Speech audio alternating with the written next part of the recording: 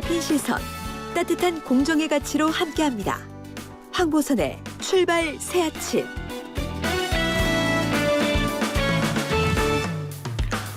네, 황보선의 땡땡땡땡땡 5글자 프로그램 2부 시작합니다. 이른바 고발사주 의혹의 키맨으로 불리는 국민의힘 김웅 의원, 검사 출신이죠. 대장동 의혹의 이름이 오르는 인사들, 그리고 어제 박수영 국민의힘 의원이 공개한 이른바 50억 클럽 명단에 오른 인사들, 또 검사 출신들이 많습니다. 내가 검찰을 떠난 이유에 이 책의 저자 이현주 변호사는 이런 상황들 어떻게 보고 있는지 이야기 나눠보겠습니다. 이현주 변호사님 안녕하십니까? 예, 안녕하십니까. 오랜만입니다. 예, 오랜만입니다. 반갑습니다. 공수처에서 윤석열 검찰 고발사주 의혹과 관련해서 국민의힘 김웅 의원이 통화에서 고발장을 줄 테니 대검에 접수하라 이렇게 말한 내용, 이 녹취를 최근에 복구했다고 하는데요.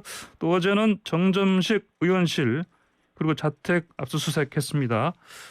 이게 아무래도 이제 문제 고발장이 당에 전달됐을 그 경로를 확인하는 작업이겠죠? 예, 그렇겠죠. 국민의힘 관계자 중에 어느 범위 정도의 사람들이 관련돼 있느냐, 예. 그것을 확인하기 위한 과정이 아닌가 생각합니다. 사실은 김웅 의원이 받은 고발장하고 실제 제출된 고발장이 일치한다는, 여러 가지 점에서 일치한다는 것에는 이미 확인이 되었고요. 예. 첨부 자료로 붙인 실명 판결문이라던가 고발장 내용으로 기술된 부분이 완전히 일치하기 때문에 그 두 고발장이 동일한 고발장이라는 점에 대해서는 부인할 수 없게 된 것 같고요. 예. 지금 시점에서는 그럼 국민의힘 관계자 중에서 얼마나 많은 사람들이 어떻게 연루되어 있는지 그것을 확인하기 위한 과정인데요. 예. 김웅 의원도 처음에 그 뉴스버스의 확인에 대해서 법률 지원단 단장에게 전달했다라고 했었죠. 그리고 정점식 의원은 기억이 안 난다라고 했었고, 근데 사실은 정점식 의원의 그 말에 대해서 정확성을 확인하고 그런 과정인데, 이제까지 밝혀진 바로는 그 정점식 의원이 당의 당무감사실에 전달했고, 당무감사실에 있던 변호사도 이 내용을 확인하고 그 내용이 기초가 돼서 고발장을 작성한 고발장이 제출된 것으로 확인되었다고 알고 있습니다. 예. 이현주 변호사님이 보시기에요. 압수수색 이게 좀 시점이요, 좀 늦은 것 같지 않습니까? 어떻게 보십니까? 그렇죠. 사실은 압수수색은 증거를 확보하기 위한 물적인 증거를 확보하기 위한 중요한 절차인데, 예. 9월 초에 이 사건이 불거졌으니까 지금 한 달 이상이 지났단 말입니다. 네네. 그래서 자기 증거를 인멸하는 건 증거인멸죄가 안 되니까 결단을 내리고 네. 증거를 감추거나 인멸했을 가능성도 100% 배제할 수는 없지 않겠습니까? 예. 그렇군요. 이 보면은요, 이 고발사주 의혹에서 고발장 전달자로 지목되는 사람, 대검에서 수사정보정책관으로 근무했던 손준성 검사고요. 또 방금 말씀하신 것처럼 이걸 전달받은 사람으로 지목되는 그분도 검사 출신 김웅 의원이고요. 또 검찰에서 야권의 여권 인사들에 대한 고발을 사주했다. 이 내용, 이 핵심 내용을 보면 좀 더 자세히 보면은요, 당시 윤석열 검찰총장과 가족을 위한 것 아니냐, 이거 아니겠습니까? 이현주 변호사는 이 의혹 처음 제기됐을 때 어떤 생각 드셨습니까? 이게 윤석열 검찰이 2020년 초반에 그 윤석열 라인을 대검에서 이제 빼서 여러 다른 부산지검이나 제주지검이나 이렇게 배치를 시켰단 말입니다. 그 이후로 사실은 여러 군데에서 들려오는 얘기가 그 수사정보정책관실, 나중에는 수사정보정책관실을 자기 그 손발처럼 이용해서 여러 개인적인 일을 시키고 있다라는 풍문이 사실 있었었죠. 그리고 세계일보 보도에서 드러난 장모 관련 문건도 대검에서 작성된 거고, 그래서 지금 국민의당에서는 그게 고발 사주가 아니라 공익 제보다라고 얘기를 하고 있는데 네. 저는 어느 점에서 공익성이 있는지 반문하고 싶습니다. 예, 그 내용은 이따가 제가 좀 더 자세히 여쭤보기로 하고요. 그리고 그 김웅 의원이요. 그 언론에 밝힌 뭐 인터뷰라든지 아니면 기자회견 할 때 보면 그 발언 내용이 좀 조금씩 바뀌지 않습니까? 예, 그건 왜 그렇다고 혹시 보시는지요?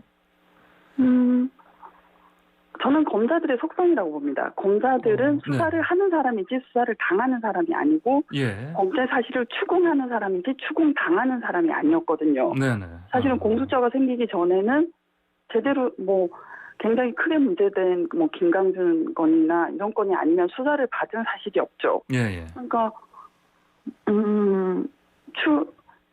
자기의 말의 일관성, 정확성을 고려하지 않고 네. 이전에 자기가 했던 말 또 한번 되짚어보지 않고 그냥 마구 말씀하시는 것 같아요.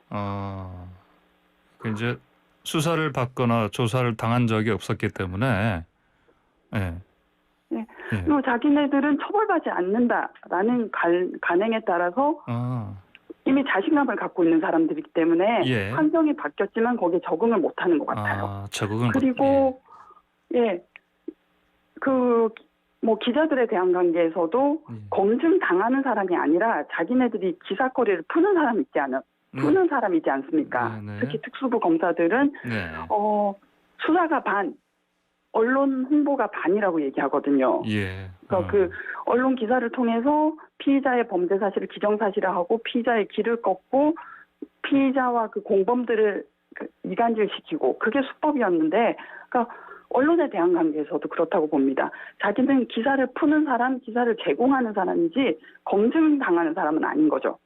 그런 심리가 뭐 그 언변에도 나타나는 거라고 생각합니다. 예. 근데 그 손준성 감사는요, 이 고발사주 의혹 관련해서 자신은 그런 뭐 언론에 나오는 그런 일을 한 적이 없다. 예. 윤석열 전 검찰총장 이분도 자신은 모르는 일이다. 이렇게 다들 적극 부인하고 있습니다. 이런 입장 표명들은 어떻게 해석하십니까? 그건 또 당연한 것이 검사들은 굉장히 중요한 일을 하지만 내부에서 책임을 어떻게 잘 회피하느냐가 얼마나 높은 자리에 갈 수 있느냐를 결정하는 거죠. 그래서 자그마한 실수든 큰 실수든 인정을 안 하는 경향이 있습니다.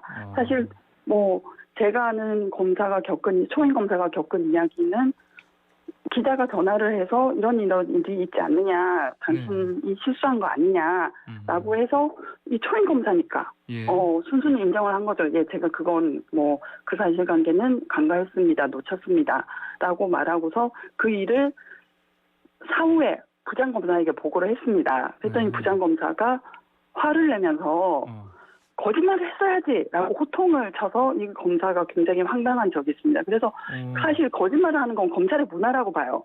순순히 사실을 인정하는 사람이 바보인 거죠. 왜냐하면 검증하고 확인하고 추궁당하고 수사받고 이런 과정을 염려하지 않는 사람들이지 않습니까? 방금 말씀하신 그 사례는 언제 일어난 일입니까? 이게? 2016년 청주에서 일어난 일입니다. 2016년에 청주에서요? 예. 이거를 뭐 좀 더 구체적으로 말씀하시긴 어떻습니까? 그런 좀 곤란하네요. 네. 그렇군요. 그러니까 방금 말씀하신 거는 이제 검찰 내부에서 또는 이제 바깥으로 어떤 보고 과정이라든지 언론에 보도되는 과정에서 검사의 어떤 잘못이 드러난다면은 여기에 대해서 어떤 해명한다든지 이런 방식 자체가 기본적으로 검찰은 다른 조직과 다르다 이런 말씀인가요? 무슨 얘기인가요? 이게? 거짓말을 하는 것을 아무렇지도 않게 여긴다는 거죠. 자기네들은 정작 피의자에게 거짓말하지 말라. 거짓말하면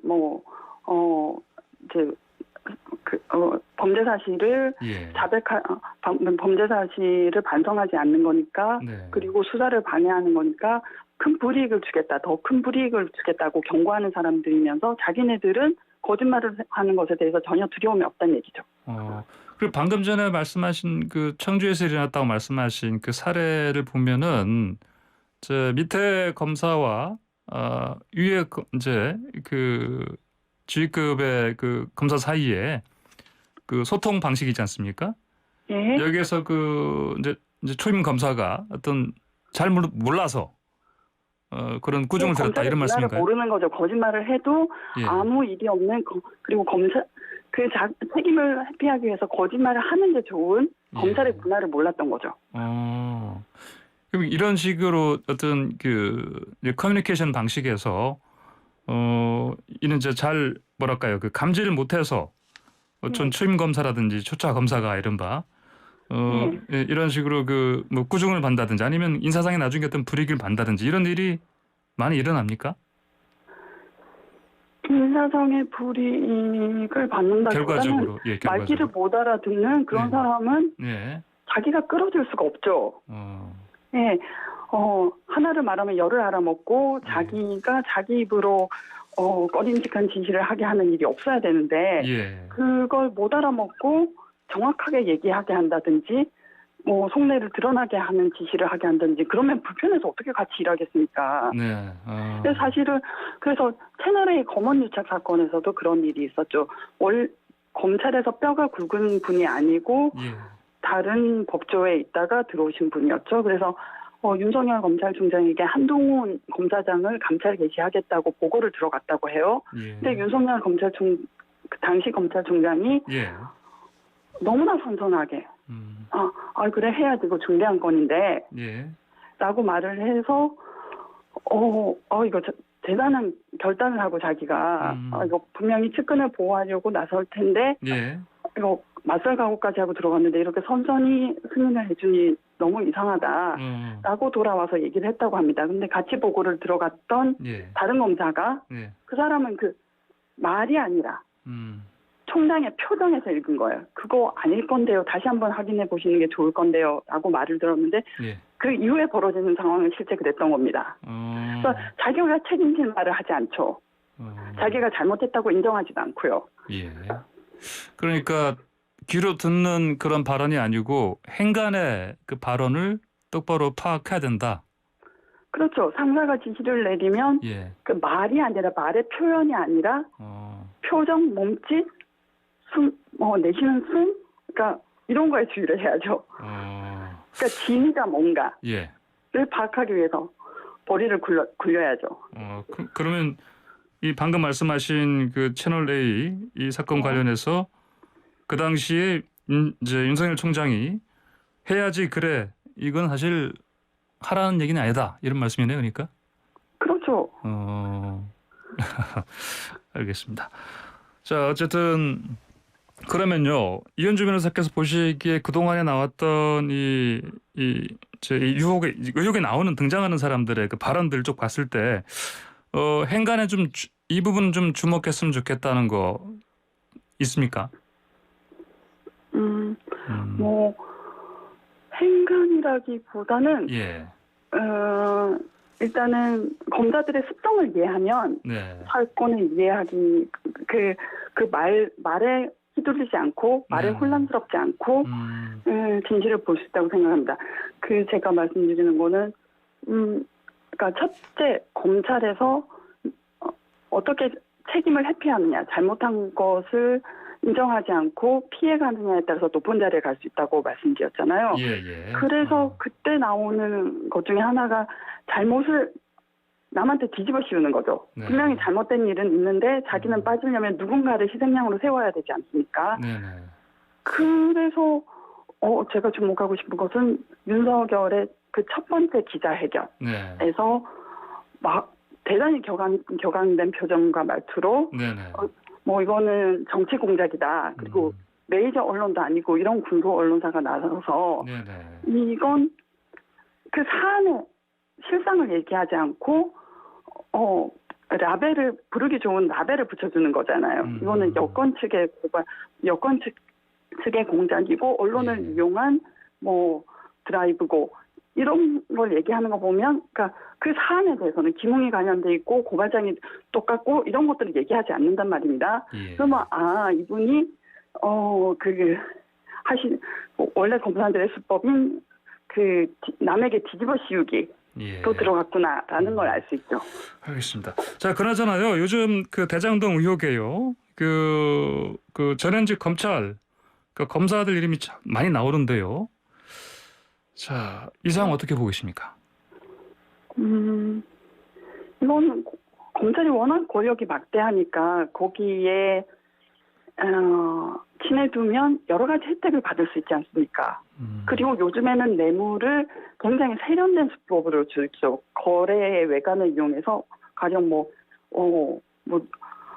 퇴직금이라든지 법률 고문으로서의 자문료라든지 그래서 그 대가 관계가 드러나지 않게 잘 포장을 하는 거 있고 그래서 그러면 이 검찰 관련자들이 왜 이렇게 거기에 포진해 있을까를 생각하면 첫째로 이 땅이 민간 개발로 완전히 돌려지게 하기 위해서 로비를 하다가 여러 사람들이 범죄에 연루된 적이 있었죠. 수사기관에 수사를 받고 그때 박영수 특검은 그 남욱 변호사의 변호인을 했었고 그 사건을 담당한 수원지검의 관계자가 강찬우 검사였고 이걸 관련하면 이게 그 뇌물을 어떻게 잘 포장하지 않았을까라는 의심이 드는 거죠. 자, 그리고요. 어제 박수영 의원이 밝힌 이른바 50억 약속 클럽에 등장하는 분, 이미 나온 이름도 있지만, 자, 박영수 전 특검이지 않습니까? 예. 이분 이름 나오는 거는 어떻게 보십니까? 박영수 특검은 사실 윤중천 보고서에도 나옵니다. 윤중천이 2019년 면담을 할 때 과거사 진상조사단하고 면담을 할 때 자기가 빈번히 어울리는 검사가 전직 검사가 박영수다.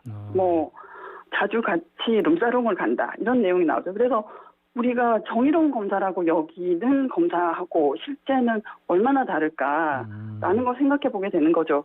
그리고 검찰의 이때까지의 문화라는 것이 유능한 검사는 자기를 후원해주는 후원자가 어느리고 후배들 데리고 가서 좋은 데서 술 먹이고 그런 검사죠. 이거 어쩔 수 없지 않겠습니까? 사실은 그때 라인펀드 김봉현한테 접대받은 검사들도 특수부 검사, 특수부 라인이지 않았습니까? 유현주 변호사님, 이 말씀 더 듣고 싶은데요. 어느새 시간이 좀 많이 다 됐습니다. 그래서 오늘 말씀 여기까지 듣겠습니다. 예, 고맙습니다. 네, 말씀 잘 들었습니다. 감사합니다.